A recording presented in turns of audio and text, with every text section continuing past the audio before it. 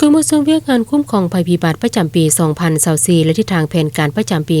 2025ได้จัดขึ้นในวันที่14พฤษภาคม2025อยู่แผนกแรงงานและสวัสดิการสังคมแขวงเป็นประธานโดยเมธานคำเวนปัญญานุวงศ์ห้องเจ้าแขวงแขวงบริคำไซ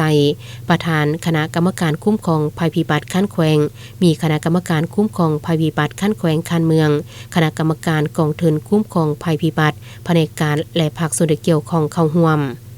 ในของประชุมได้รับฟังการสรุปตีราคาการจัดตั้งปฏิบัติเวียกงานคุ้มครองภัยพิบัติประจำปี2024เห็นว่าในปีผ่านมาแขวงบริคำไซมีภัยพิบัติเกิดขึ้น18ครั้งเนื่องจากพายุพัด3ครั้งได้รับผลกระทบใน6เมือง56บ้าน 1,900 กว่าหลังคาเรือนมีประชาชนได้รับบาดเจ็บทั้งหมด15คนและเสียชีวิต1คนน้ำท่วม4ครั้งได้รับผลกระทบใน7เมือง74บ้าน 2,200 กว่าครอบครัว 9,500 กว่าคนเสียชีวิต2คนเส้นทางเสียหาย20เส้นระบบชลประทาน28แห่งพื้นที่กสิกรรมได้รับผลเสียหาย 8,500 กว่าเฮกตาร์สัตว์ใหญ่101ตัวหนองป่า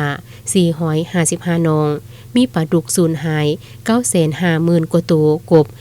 1,400 ตัวและมีอัคคีภัยเกิดขึ้น11ครั้งใน5เมือง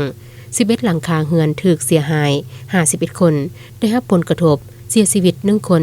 รวมมูลค่าผลเสียหายจากภัยพิบัติทุกประเภท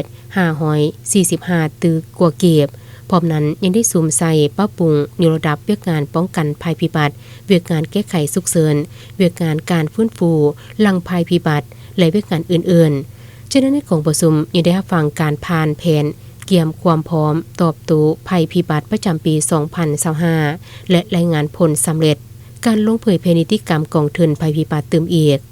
พร้อมนี้บรรดาผู้แทนกองประชุมก็ได้มีคำเสนอประกอบบันทึกความเห็นเพื่อเป็นการแลกเปลี่ยนบทเรียนซึ่งกันและกันในหลายด้านหลายปัญหาที่ยกให้เห็นข้อสะดวกข้อยุ่งยากและบทเรียนที่ทดทอนได้ในระยะผ่านมาเพื่อนำไปปรับปรุงพัฒนาเวียกงานคุ้มครองภัยพิบัติให้ได้รับผลดีขึ้นในต่อหน้า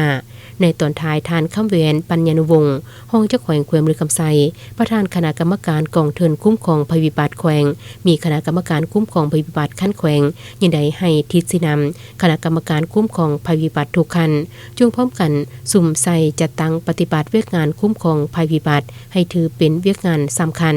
ด้วยความรับผิดชอบสูงสร้างเป็นแผนการอย่างละเอียดในแต่ละระยะมีการกะเกียมความพร้อมอย่างรอบด้านสร้างความเข้มแข็งให้เวียกงานงบประมาณเพื่อรับประกันการแก้ไขภัยพิบัติการฟื้นฟูฉุกเฉินและหลังฉุกเฉินอย่างมีประสิทธิภาพยกสูงการประสานงานให้กลมเกลียว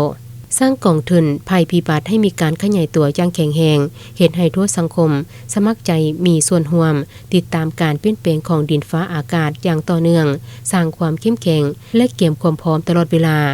ในด้านบุคลากรสถานที่และอุปกรณ์ต่างๆเพื่อป้องกันตอบโต้และแก้ไขภัยพิบัติให้ว่องไว